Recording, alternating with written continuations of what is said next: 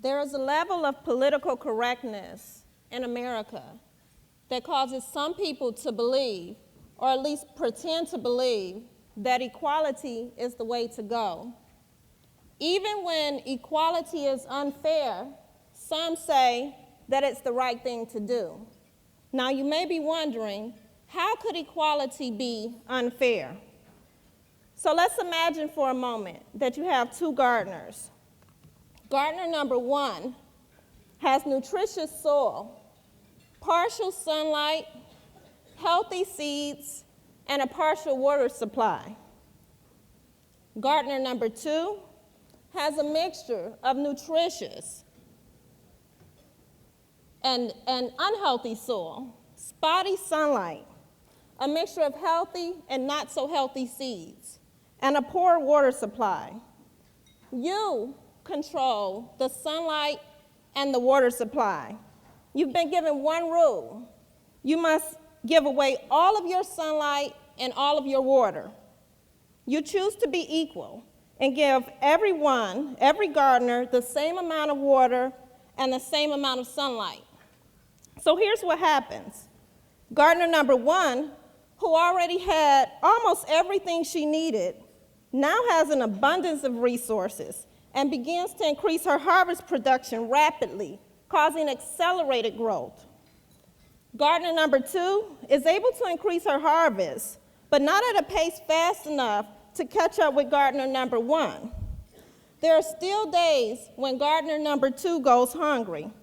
In fact, an unacceptable number of gardeners number two's children die every year because her harvest is not large enough to sustain her family. So think for a moment. What would happen if instead of doing what's equal, you shift your thinking? You do what's fair. You do what's just.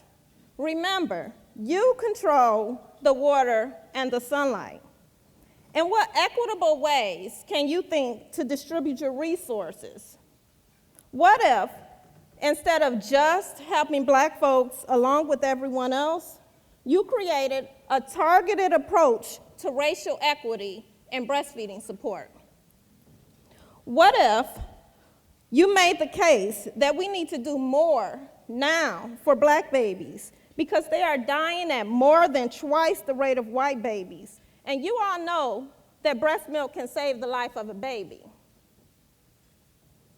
What if I told you that the Center for Disease Control reports that in our country, 58.9% of black babies are ever breastfed, as compared to 75.2% of white babies? Do you now have a case for a targeted approach to support breastfeeding for black babies? I know, I've talked to some of you, and you've told me that you've tried everything, and she just doesn't want to breastfeed. She says it hurts. She says her boyfriend wants her breast. She says she doesn't want to spoil her baby. She says she has to go back to work. She says her mama says, well, she was formula fed and she's okay.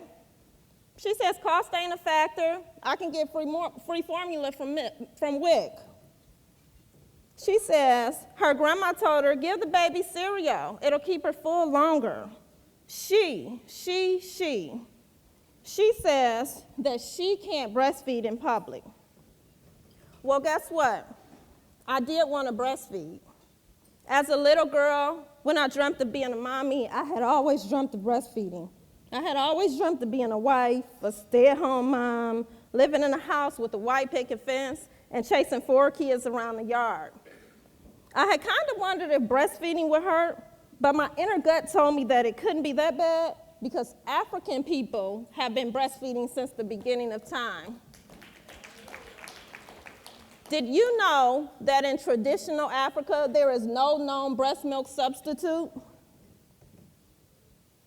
And although I knew breast milk was the superior feeding choice, I also figured that formula would get the job done. After all, I had seen many strong, healthy, vibrant, and smart babies grow well on infant formula in my community, in my family, in my life. I had also attended a couple of births, my godson, my niece, my nephew, and those experiences led me to wanting to have a medication-free birth. Well, as I've grown, I've learned that dreams don't always come true. When I had my first child, I certainly didn't live in a big house with a picket fence. I was unwed, and I gave birth in a hospital that preyed on my vulnerable state and coerced me into getting an epidural.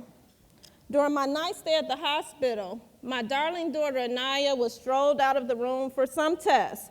And when the nurse returned with my daughter, she had a bottle of ready-made infant formula. She slammed it down and said, "Hey, you might want to give her this because you just nursed her and she's hungry again."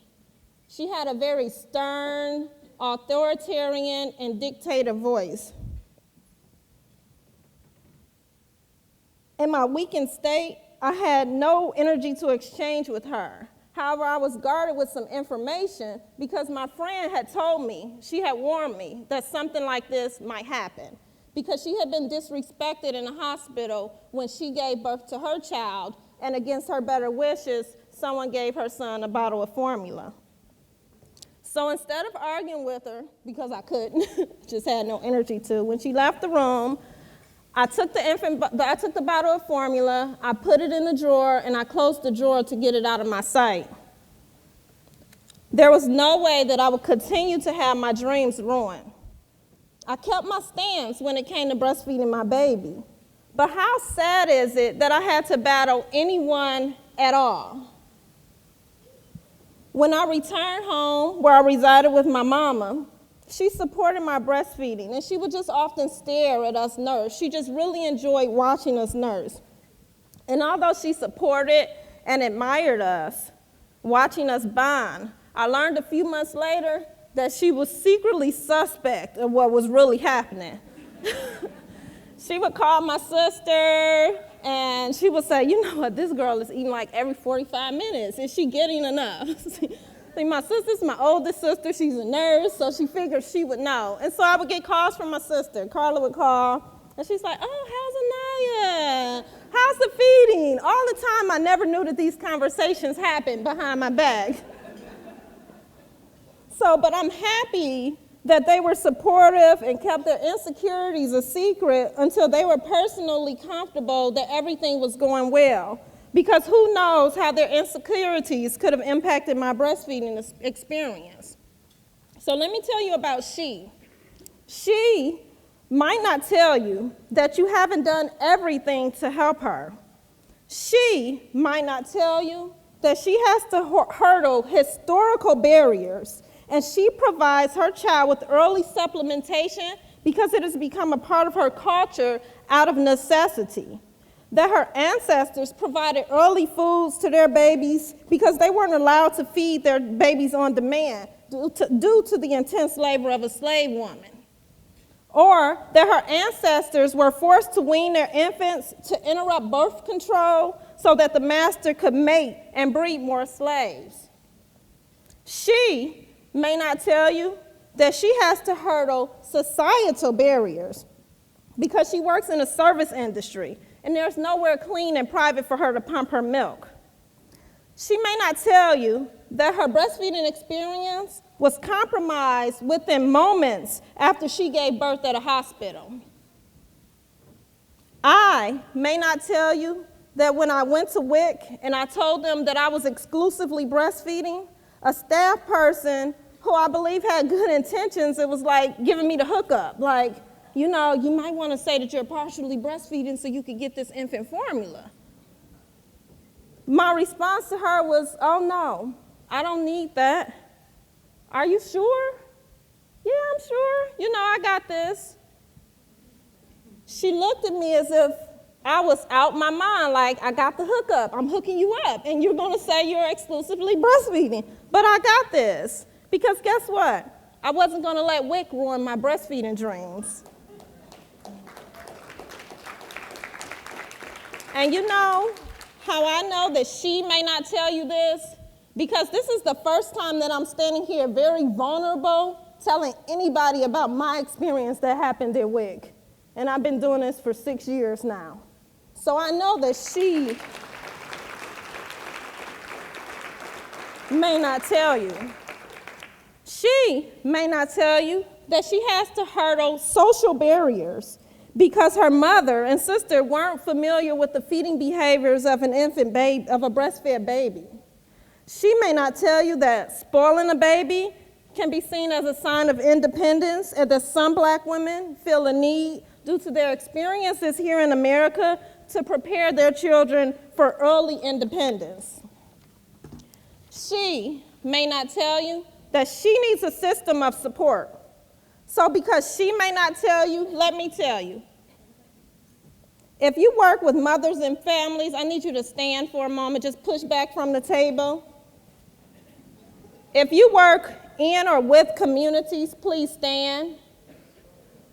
If you work in the healthcare industry, if you are an employer, researcher, in the public health infrastructure, the media, a funder, if you work in any of these areas, I call you to action, to have the audacity to make a targeted approach to support Black mothers, Black babies, and Black families with breastfeeding. It is not just she. Look around the room. She cannot overcome historical, societal, and social barriers. She can do this. You can do this. We can do this. Thank you.